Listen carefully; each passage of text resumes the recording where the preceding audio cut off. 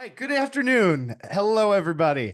Thank you so much for being here with us today. My name is James McCarty, and I am the Associate Director of Admissions here at the Johns Hopkins School of Education. I am thrilled to be able to welcome you today, but also to assist you in walking through this journey to find out more about our Masters of Science in Education policy and to walk with you through this journey as far as applying to the program, being a student, and well into being an alum of our program as well. Just really quick, some housekeeping items as we go through today. This is a Zoom webinar, so you can see and hear us, but we cannot see or hear you. So please feel free to utilize the Q&A function at the bottom of your screen. We do want to make today's presentation as interactive as possible. So please ask us questions as they arise throughout the program today, and we'll do our best to either answer your questions via the chat and respond in the Q&A, or we'll save them till the very end and we'll answer them live. We will have an open, live Q&A at the end of our program. So again, please ask as many questions as come to mind today, and we are here and happy to help and assist you through this process. Today, we're chatting about the Masters of Science in Education Policy, and today is a general information session. So this is really kind of step one of a few different sessions to introduce you to our program. Today is kind of a broad general overview of the program, curriculum, experiences.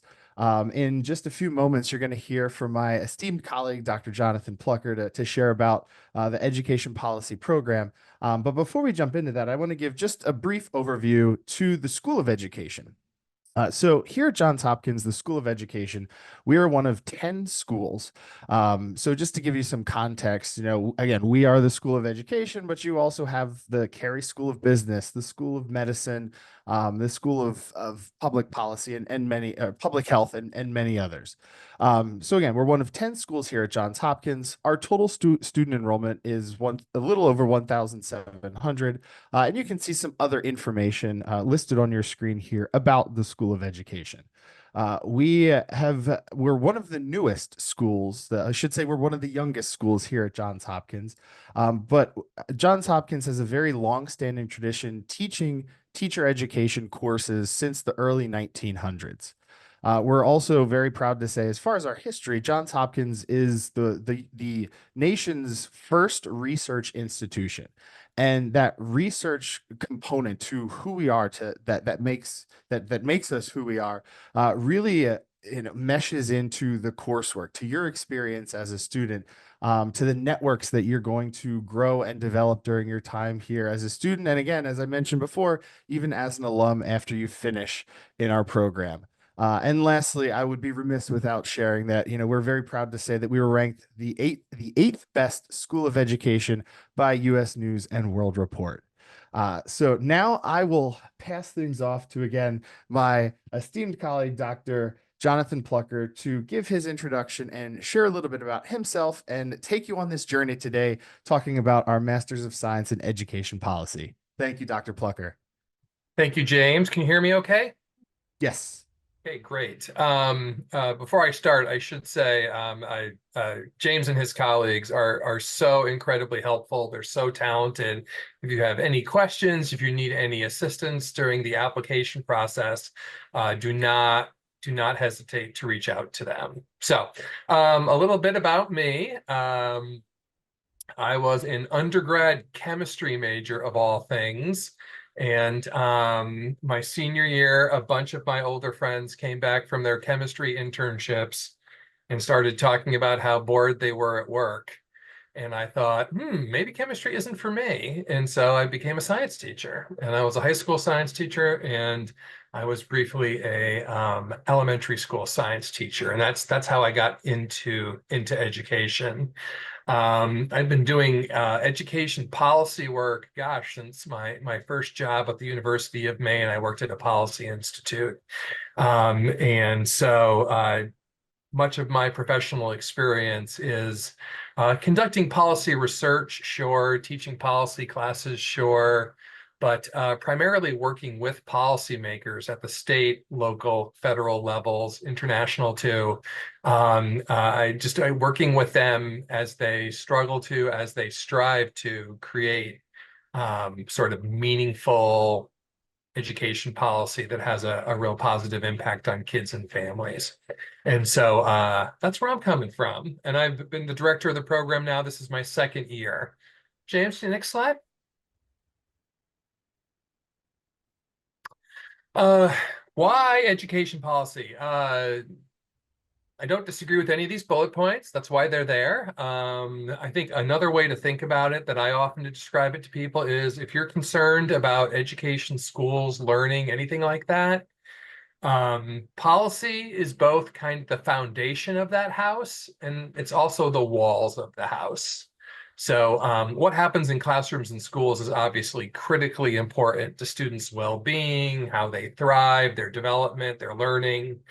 But we have to build the walls and foundation of that system for them.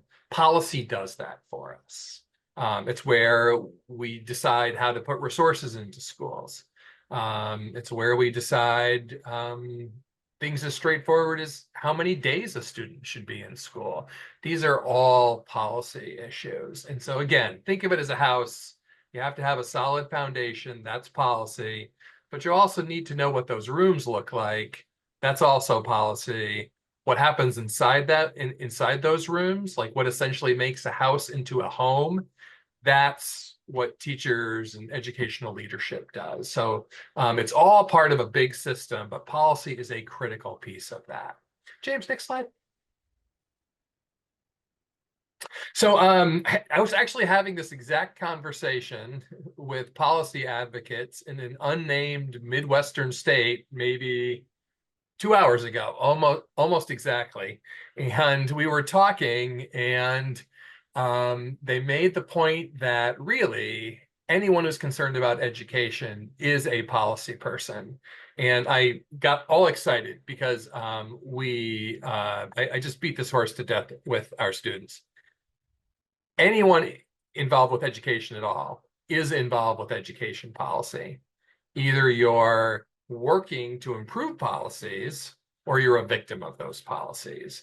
There are no innocent bystanders in policy, especially regarding education. You're either someone who has agency, who's trying to change things for the better, providing feedback. There's infinite numbers of ways to be involved with the policy process, or you sit back and the implications of those policies happen to you. One thing that we really focus on here is that, yes, we want you to be able to study policy after you've gone through our program. We want you to be able to understand policies, where they've come from. They always seem like they come out of nowhere, but there's always a rich history behind that. If you understand, things make a lot more sense. Of course, we want you to have all of those skills and knowledge, but we especially want you to be positive change agents. We all really work hard inside the classroom, outside of our courses, to make sure that you have the skills you need to go out, if you don't like something, and go out and find a way to change it. Many of our faculty have a long-standing expertise in actually going out and creating new laws, changing policies, fixing policies that don't seem to be working well. So if you just want to study the stuff, we can do that for you. But we really encourage people to come and work with us who want to understand it, but also want to be able to work and create positive policy change. That's our primary goal. James? The program is pretty straightforward. It's 11 or 12 3-credit courses, depending on one prerequisite with stats usually. It is fully online. It is mostly asynchronous. We have found over time that people like the idea of a purely asynchronous program until they're in it, and then they want a little more live interaction. So you will have occasional Zoom meetings in every single class where you can interact with your peers, with your professors, guest speakers, and things like that. So it's mostly asynchronous online, a little synchronous. Every year, we have a roughly a week-long seminar that's face-to-face. It's been early August traditionally. We're thinking about moving it a little bit earlier into middle end of July, because that seems to work a little bit better for people. And we bring you to the sparkly new Bloomberg Center building that the university has at the foot of Capitol Hill. You spend time on Capitol Hill meeting policymakers and their staff. And then we just bring in lots of guest speakers, both from the faculty and people who run think tanks, professional organizations, governmental groups, NGOs, just to speak with you, get in a really interesting dialogue, ask and answer some fun questions. And that's 1 week. New students are strongly encouraged to attend the seminar week.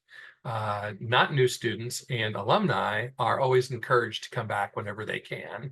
And I would say every year, about half a dozen current and alumni students stop by just to interact with new students, give advice and things like that. So it feels like we just finished it. It was a month ago, and it was a lot of fun. It traditionally takes people 1 to 2 years to finish up. And generally, it tends to look like a summer, a fall, a spring, another summer, and that's generally doable for most people. Others take about 24 months or so to finish up. And the faculty, we have a fantastic policy faculty at Johns Hopkins. I mean, some of the best people in the entire world are on our faculty. Some will teach you directly, some will do short-term seminars, some will have internship opportunities. There's opportunities to be mentored into various research assistant roles.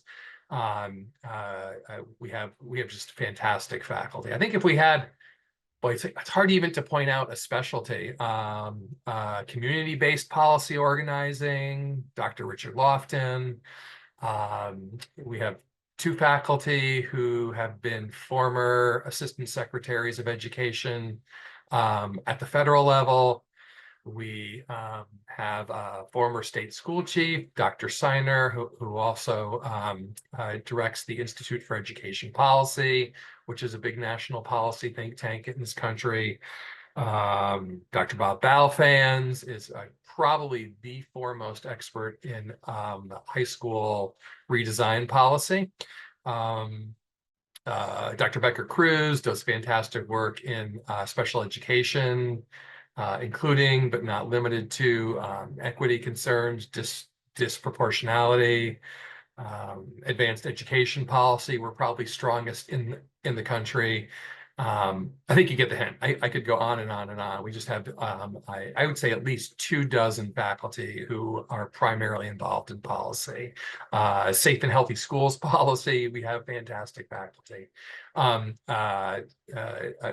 We do not have doctoral students teach our courses. You may have doctoral students who are teaching assistants, but full-time faculty teach the vast majority of our courses. Next slide, James. I have one more. Yeah, this is a fairly typical sequence. We are actually in the process of changing it. We're sort of shifting the stats courses so that they're taught during the fall and spring and not in that first summer. We've moved understanding education research to that very first block. And we're also thinking about making a few other changes, essentially adding a few more electives like school law, etc.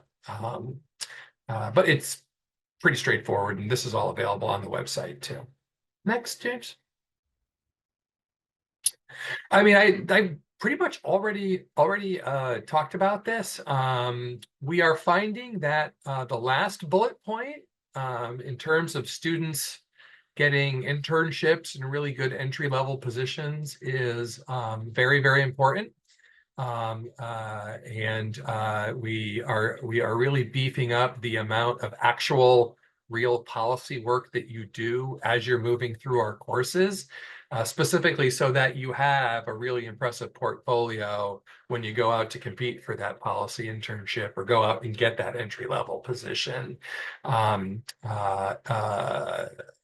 students, especially this past summer, boy, they have just gotten some fantastic internships, some great full-time positions. But we know we can always do better with that. So we're always hunting for new opportunities and really making sure that in your courses you're getting as many chances as possible to practice. And I mean, I say practice, but if you work on a policy brief and it's really good, we're gonna go to the Institute for Education Policy and ask Dr. Steiner to send it all over the country. So it's practice, but you're doing real policy analysis, which we think is mission critical for students. Next one, James. I've already kind of talked about this, so I think we're okay.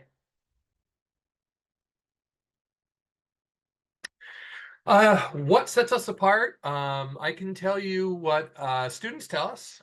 Students tell us that the face-to-face seminar week really, really matters. The fact that they take all their courses from faculty is definitely different. The number of faculty we have who, again, we have policy researchers that you'll work with, but we also have what I think of as policy doers, like people who have like Dr. Steiner, people who have been a dean of a school of education, but but have also been a state school chief.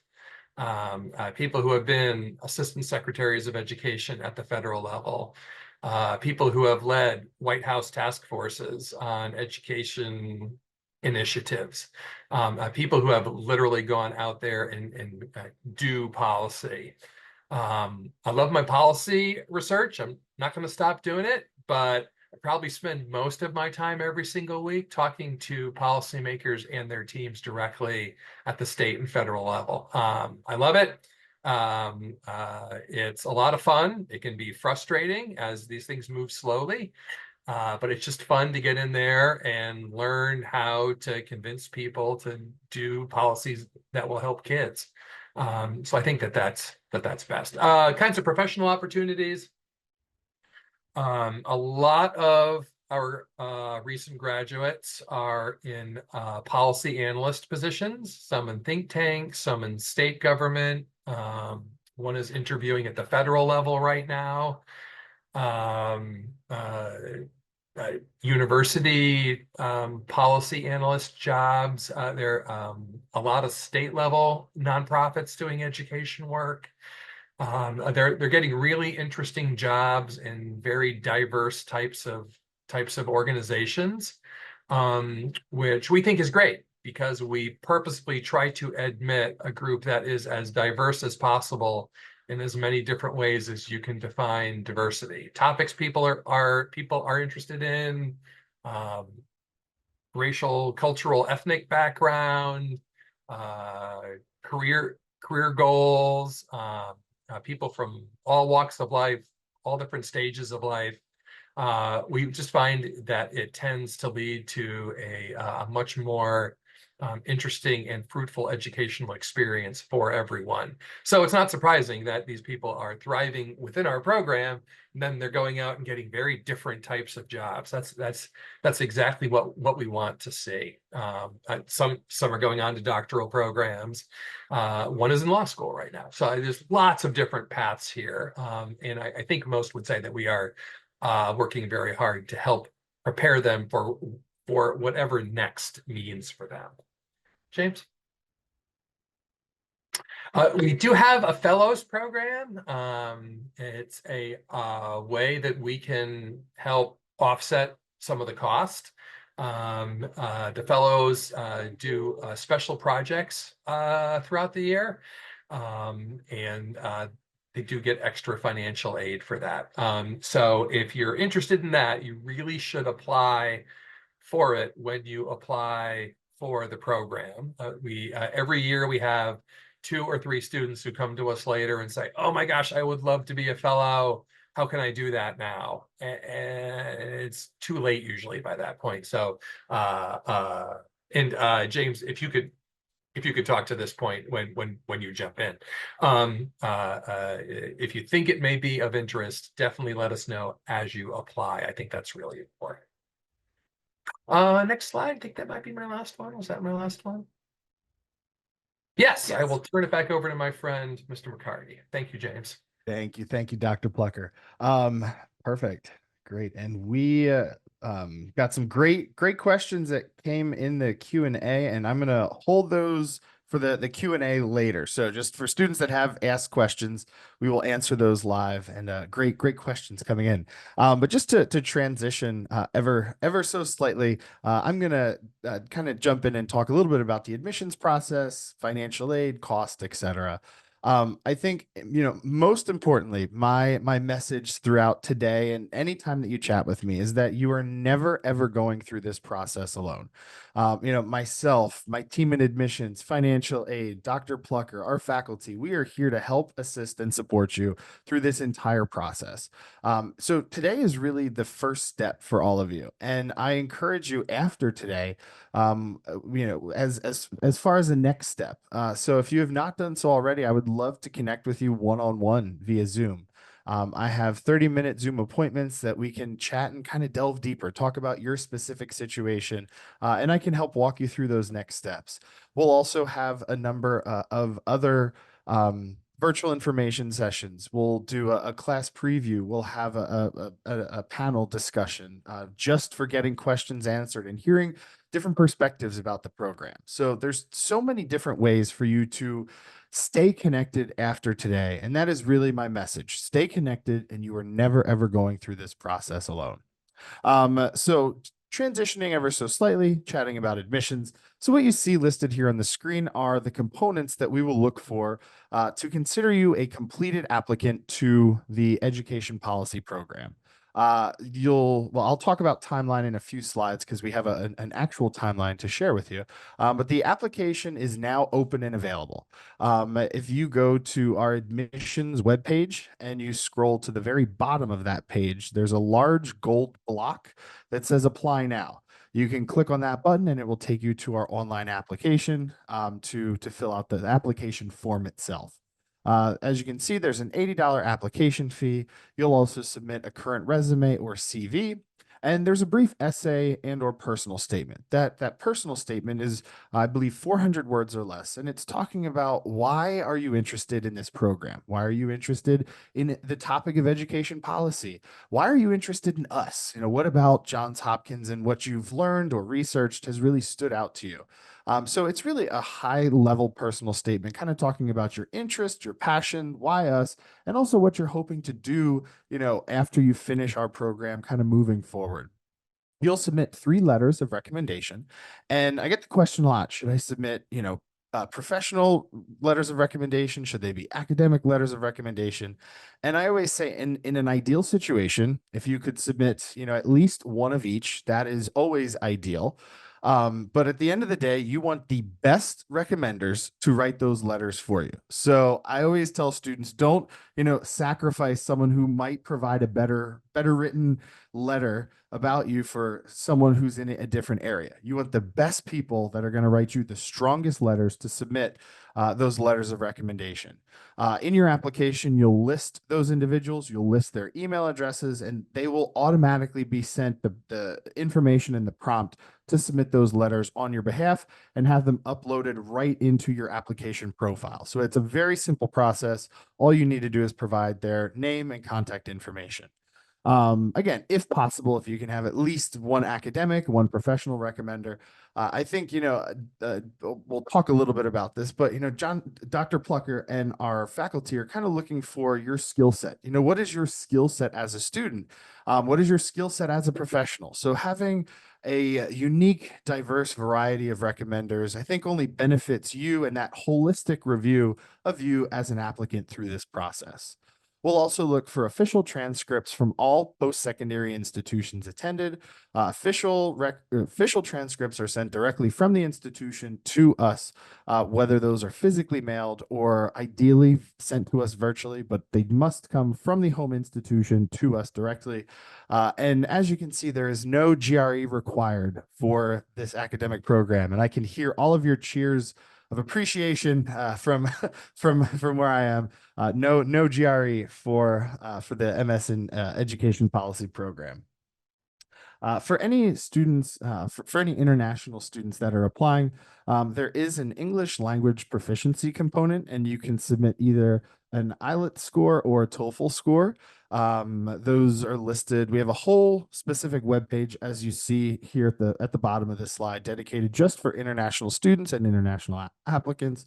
Has all the information for the required scores for both those tests, regardless of which one you decide to submit. And for any coursework taken outside of the US, we will ask you for a course by course evaluation of those transcripts and your credentials. On that same webpage that you see listed there, there's a list of 7 agencies that you can work through to receive that course by course evaluation. And essentially, you're sending your transcript from your home institution to that agency. They're producing that course by course evaluation and then sending it to us. And we utilize that for your application materials and requirements. So just a rough overview of what that process looks like as an international student. Those are the only 2 pieces that differ. Everything else that I talked about previously still pertains to you through this process.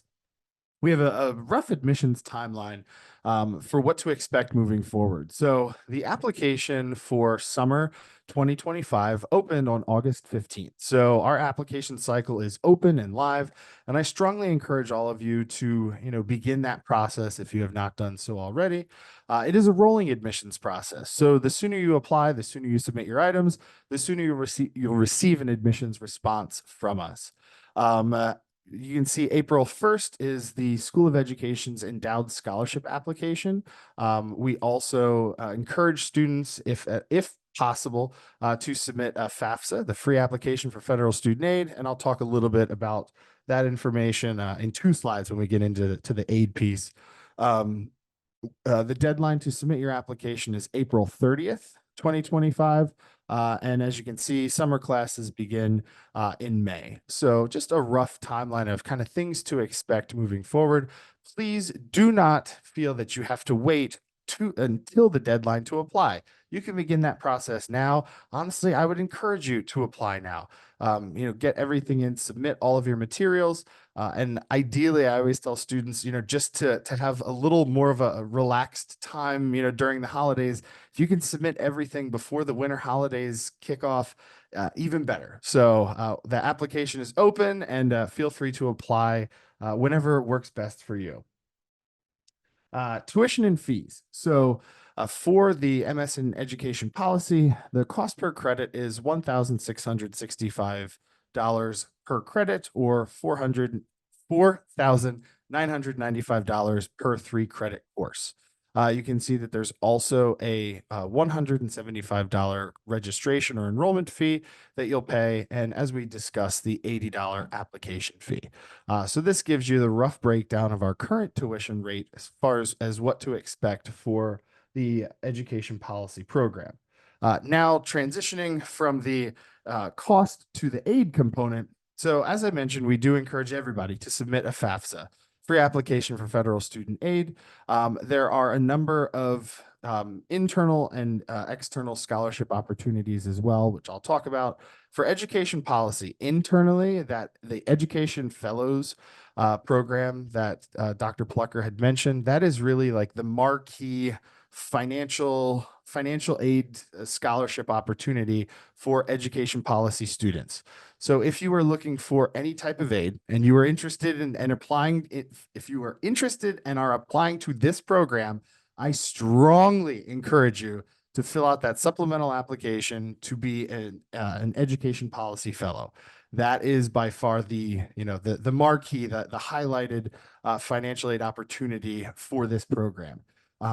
Dr. Plucker, did you want to add something, or did I? No. Okay. Sorry. I saw your hand. I just wanted to make sure I wasn't jumping in. So definitely submit that supplemental application to be considered an education policy fellow. And also, very important, as Dr. Plucker mentioned earlier, you want to do that when you are applying to the program.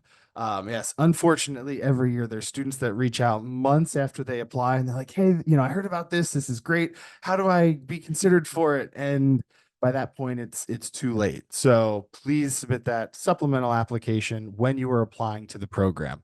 You'll see it's built into the application, and we list all that information right there as a supplemental component. Um, we do there's a whole external scholarships website that we provide through our financial aid website here at the School of Education. I always encourage students to look through that. There's different scholarships that we have listed for with different deadlines all throughout the academic year. Just as another like marquee one to highlight, the Bill and Melinda Gates Foundation. There are a number of funding opportunities through the Bill and Melinda Gates Foundation.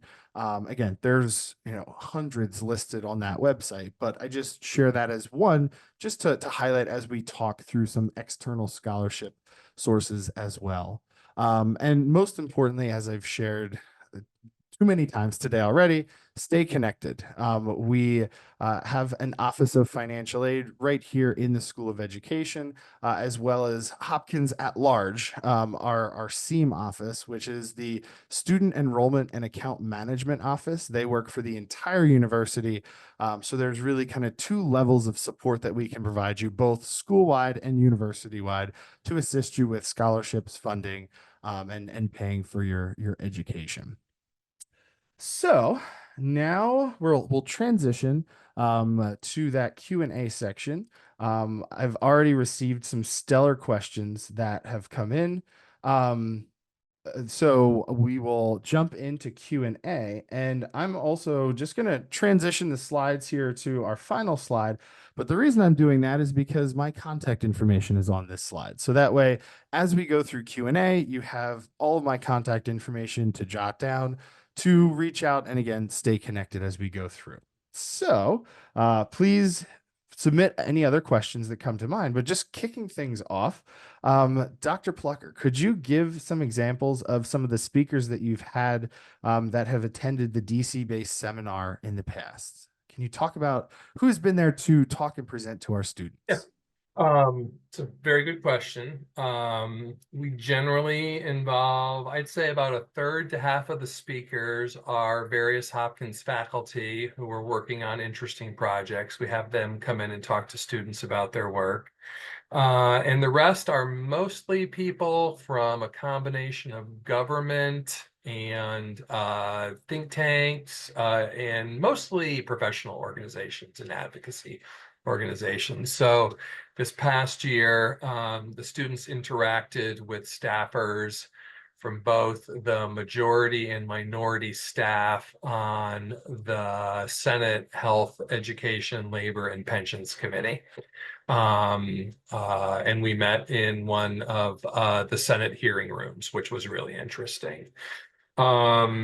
They met with the vice president for policy at the National Superintendents Association, which is AASA, and she had a very unique take on things. We, in the past, have had representatives from the National Elementary School Principals Association. We've had representatives from the American Federation for Teachers, one of the two big teachers unions. Again, there's lots of exposure to people at think tanks. We have had former state school chiefs come in and do a panel. And to me, the most exciting thing is that we use kind of standard policy rules, that the conversations are completely off the record. Nothing's to be repeated, etc. So our guests feel comfortable telling us exactly what they think. And tell us exactly what happened if there was a certain development. That's great because the headlines and what people say publicly aren't necessarily what happened behind the scenes, which is where a lot of policy gets made. So very frank, very, very interesting, often fascinating conversations. We had Darrell Bradford this year. He was great. He is the president of 50 Can, which has a goal of doing state level advocacy, mostly focused on school choicey type things, but not exclusively. Students really enjoyed interacting with him. So people like that. Again, a very diverse crew, but we really try to take advantage of the fact that we are in DC, sort of, which is also, it is the heart of federal education policy, but in many ways, it's the heart of state and local federal education. Yeah, state and local education policy too. So yeah, hope that answers that question. Thank you, Dr. Plucker. We have a lot of questions that came in, so I'll kind of tackle the next one, and then we'll kind of just go down through the list. That's good. So next question: how big are the cohorts? How large is our cohort each year? So I tell students, this program, is relatively new, compared to Johns Hopkins overall. And in the short time that this program has been in existence, there has really been quite an extensive growth in the cohort size, even in just the 2 years that I've been here. So I think, 2 years ago, our cohort was probably around 25 students. Last year, I think we've had a cohort of around 30, 35, somewhere in there. And, correct me if I'm wrong, Dr. Plucker, our goal is to increase that cohort size, in the coming years, to have, if possible, even more than one cohort. So ideally, I think, we usually have roughly around, I'll say, between 30 and 40 students per year, just to give you a rough idea. So, relatively speaking, it is a somewhat smaller cohort, which I think is nice, through those experiences that Dr. Plucker mentioned in the classroom at Policy Week in DC. You were able to really build some meaningful connections with your fellow classmates, the other individuals in your cohort. But yeah, just rough information about cohort size. Great question, Brittany. The next, there's actually a couple, kind of a few questions wrapped in here, and Dr. Plucker, if we can kind of tag team through here. Yeah. So would you say the program is suited for international students? I'm wondering if someone were able to pursue this part-time, and how manageable is it for them to be considered if they're in a different time zone? And then there was also questions about funding. So Dr. Plucker, if you could talk a little bit about like the student experience of the Yeah. degrees Yeah. and Then international student. I'll jump into funding then. perfect. Two cohorts ago, we had someone who did it from Spain, and we currently have a student who is in Southeast Asia. And they seem to be able to make it work just fine. Um, I will admit that when we first had international students show interest, I wasn't sure if the content was all directly relevant.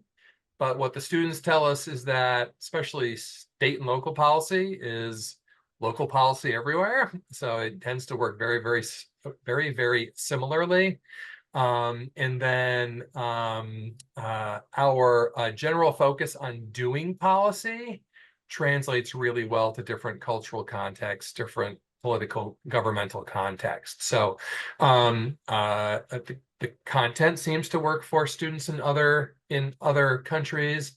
The asynchronous nature of the vast majority of your coursework makes the time zone thing much less important.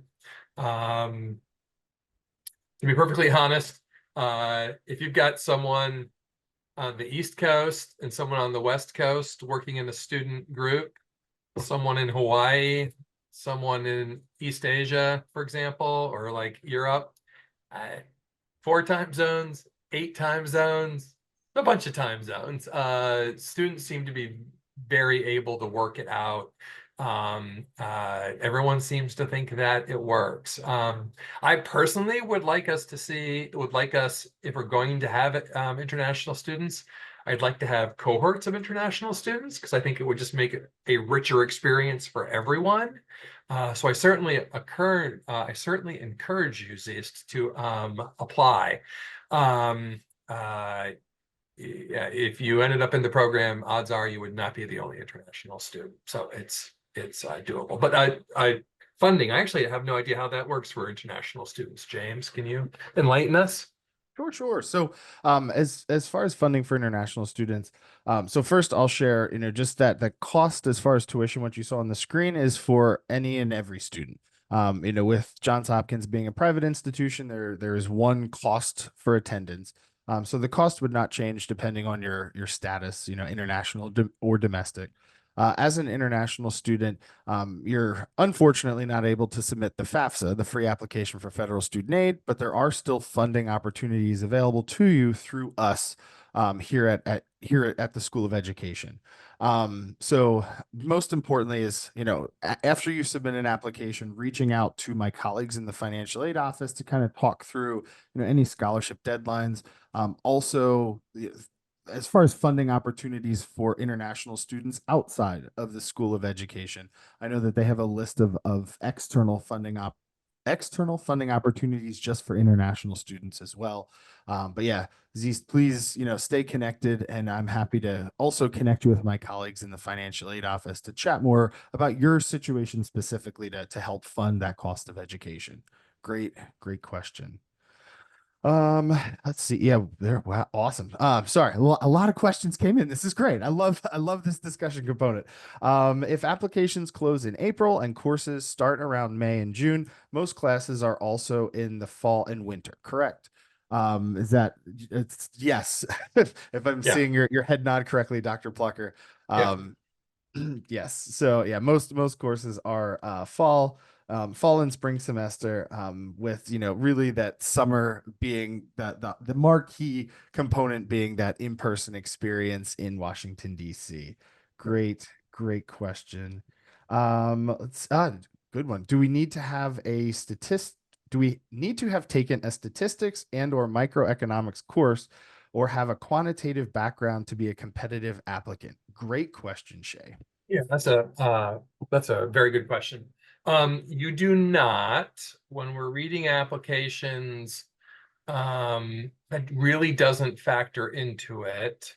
If you do have that background, it doesn't hurt at all. And for many people, we allow them, if they have a solid quantitative background, they tend to skip the Stat 1 course and they do an experiential learning course, essentially sort of a real world field-based guided policy project at the end instead.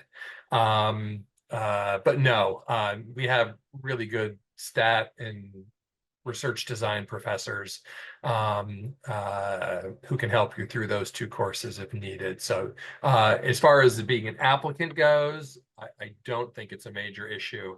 It doesn't hurt to have a little stats in your background, a little econ in your background before you hit the program. Thank you, Dr. Plucker. Just I'm going to kind of bounce around with the questions, but just along the same scope, Elizabeth had shared that she, let's see, took intro to stat over 5 years ago. She's currently taking biostatistics this semester. Will that cover that intro to stat component? She just wants to make sure that she's filling out her application correctly. Would biostatistics satisfy that intro stat requirement? Elizabeth, this is something where after you're admitted to the program and you're getting started planning your schedule, that's when we would sit down with you, walk through what you learned in your biostats class, just to make sure you covered the basics. Odds are, it sounds like you got that by the time you got to the program, you'd have more than a sufficient base in statistics to skip stat 1. Or like if you were missing one topic, for example, we could just make sure that you could do that on your own and then do it. But it's nothing that I would worry about for your application. Thank you, Dr. Plucker.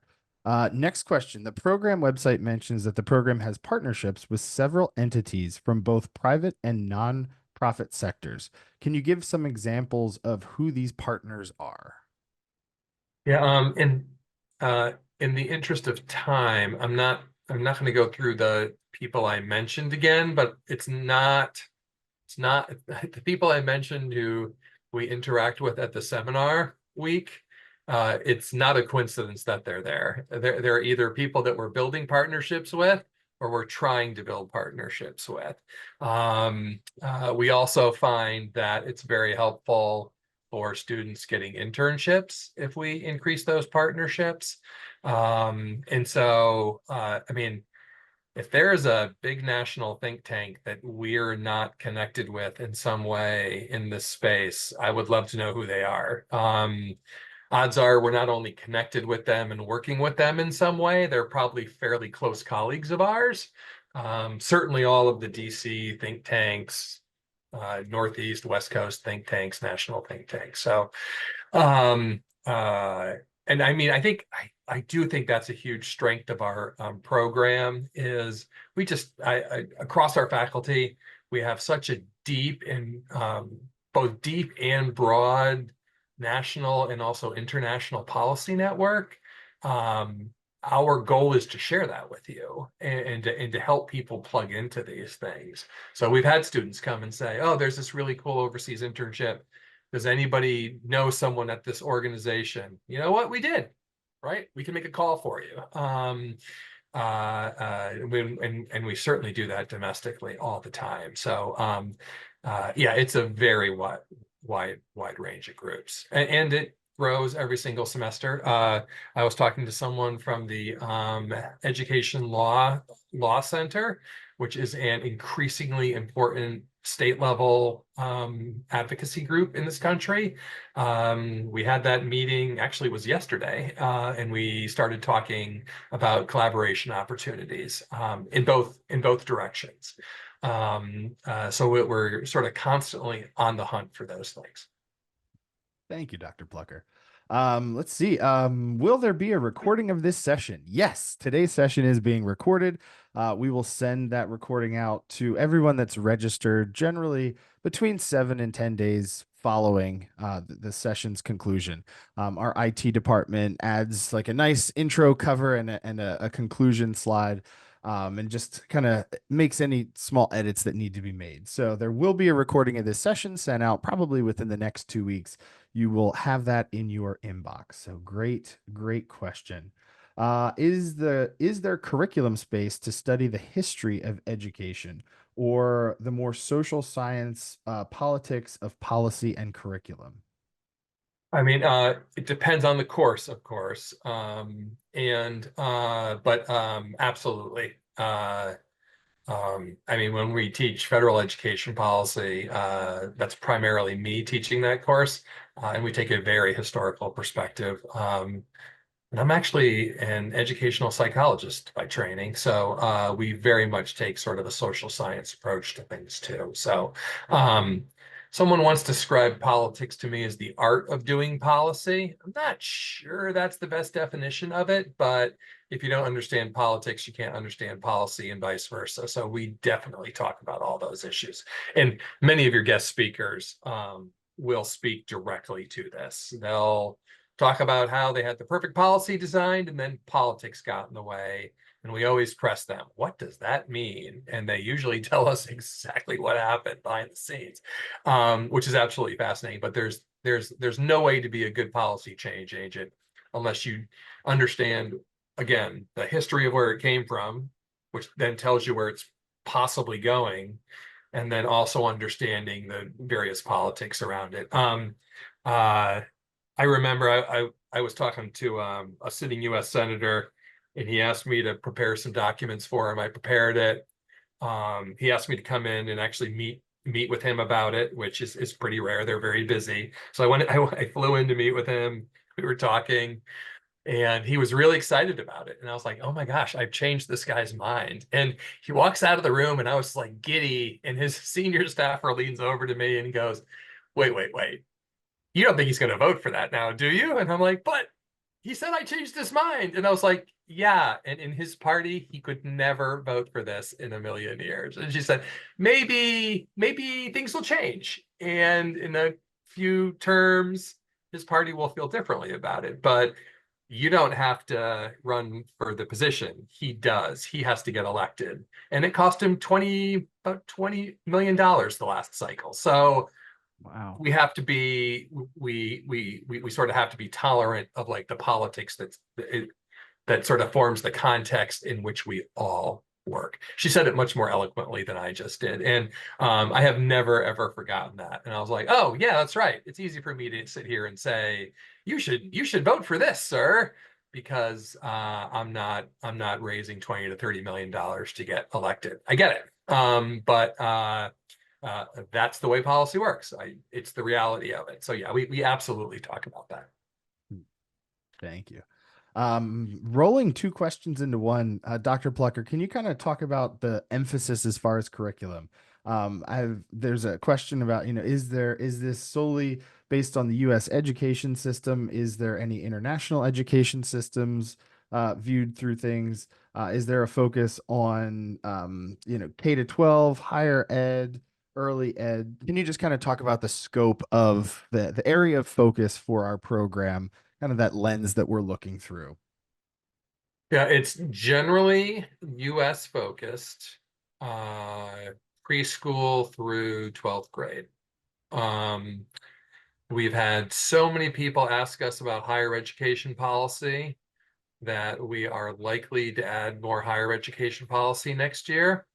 I'm not sure yet what that's going to look like. By the time you all apply, we would have a pretty good sense of it. There is one international education policy course now that is very, very popular. And we just had a faculty meeting 2 weeks ago, actually a week ago, and a week and a half ago. And we were talking about the need to add some more international education stuff. Um, federal education policy is a US focused federal policy course, no question about it. State and local, a little bit less US centric. Some of the others, like education finance, is education finance. A lot of US examples, but they could be examples from anywhere. And a lot of our projects, I wouldn't say all, I wouldn't even say most, but a significant number of them are sort of a choose your own adventure approach where you're picking the topic and like you're writing policy briefs, you're writing white papers, you're writing blog posts about your topic. So it does allow you to personalize this as much as possible. That's something that we always emphasize strongly. Thank you, Dr. Plucker. Just to share with everyone, we have about 4 minutes remaining. There's two more questions in the chat, so we'll do our best to get through these two questions. So next up, Brittany asks, how successful is the program with job placement after graduation? Actually, someone else just asked me that. We don't keep those numbers. I'm about to send a survey out to alumni to ask specifically about that. I know that as the program grows and has a really positive word of mouth, the success rate is really impressive. That people are getting really nice jobs. They're getting fantastic internships too. But it's but I can't honestly tell you that I know that number, Brittany. Um, uh, but I'm very optimistic it's going to be very impressive. But I don't have it. Thank you, Dr. Plucker. And the last question we have for now, I'll kind of jump in and share my response, and then feel free anything else that you'd like to add, Dr. Plucker. Sure. So last question, is there any disadvantage to applying later in May or in April, or having a mainly humanities undergrad background? So first, great question. I'll share the application deadline is April 30th. So you have to apply by April 30th to be considered for the summer start in May. So you want to apply by the deadline of April 30th. Really, the only downfall to applying later is just the timing. Having less time for your application to be reviewed and less time between when your application is reviewed and when you're starting in the program. That's really the only reason why I encourage you to start sooner. I think it's just a less hectic onboarding process. You have more time to connect with your, academic advising to schedule classes, with financial aid to kind of talk through those funding components. So there is no, there's no disadvantage as far as, admissibility if you apply, right before the deadline. However, I encourage you to apply sooner rather than later, just so you have plenty of time through that process to connect with the different offices, become acclimated to Johns Hopkins, to the School of Education, and to make that onboarding process as easy and seamless as possible. As far as having a mainly humanities undergrad background, so I think from what Dr. Plucker has shared today, from an admission standpoint, I don't think that there's any disadvantage or downfall to having that background whatsoever. And I always tell students, through your essay, this is a holistic application evaluation. So, the essay, the letters of recommendation are a very large component to that overall evaluation. So I tell students, highlight what makes you special, unique, different, why you are a diverse candidate, why you're passionate about this field. So, having a background in humanities, if you're able to tie that into why you're passionate about education policy, what you're hoping to do as a student in our program, and what you're hoping to accomplish as a, a graduate afterwards, or anything that you can share in that space, use that to your advantage. The experiences you've had, what you've studied, use those to your advantage as you're applying. So no, there is no disadvantage whatsoever coming from a background in the humanities. Do you have anything to add there, Dr. Plucker? Let me do the humanities question first very quickly, and I realize we're at the end of our time here. No, I exactly what James just said. We prefer that the cohort be as diverse as possible, and that includes background and the content, what your undergraduate major is. We've had mathematics majors from undergrad come in. We've had philosophy majors. We've had stats majors. We've had hard sciences. We've had hard humanities, if you will. Like it's been an entire wide range, and everyone's been able to make it work. So I don't. Again, we're looking for people who are really passionate about becoming change agents, and if you convey that, you stand a really good chance to get in. Um, I personally think you should apply earlier rather than later. We're finding that if you're applying to other education policy programs, people are starting to creep their decision deadlines up a little bit. And in doing that, it's really hard for us to make decisions when people contact us and say, "Hey, I really need to know whether I'm admitted because I got this other offer," and it's like the middle of April.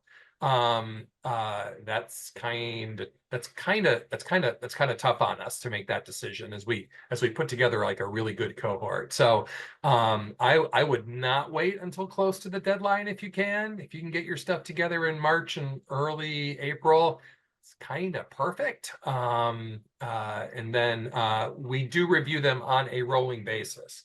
So as soon as you complete it and send it in, we try to review them within what, a week or so, James, normally. I think we Yeah. turn them around. We try to really, really pay close attention to that. So I wouldn't wait too late on it, actually, because I think it puts you at a disadvantage, especially if you are trying to compare different programs. So be fair to yourself is basically what I'm saying, and get it in earlier. Thank you, Dr. Plucker. Beautifully said. Thank you again, Dr. Plucker, for being here with us today, for chatting, sharing your experience and overview of the education policy program. Thank you to all of our attendees. We appreciate you taking some time out of your day to connect with us. As I've shared before, please stay connected. Today is just the first step.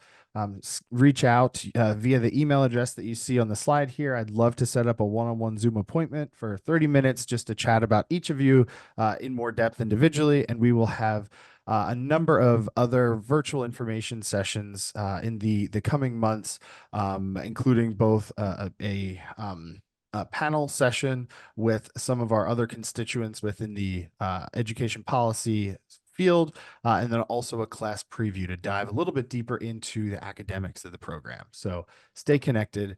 Thank you so much again, everyone, and have a wonderful rest of your day. Take care.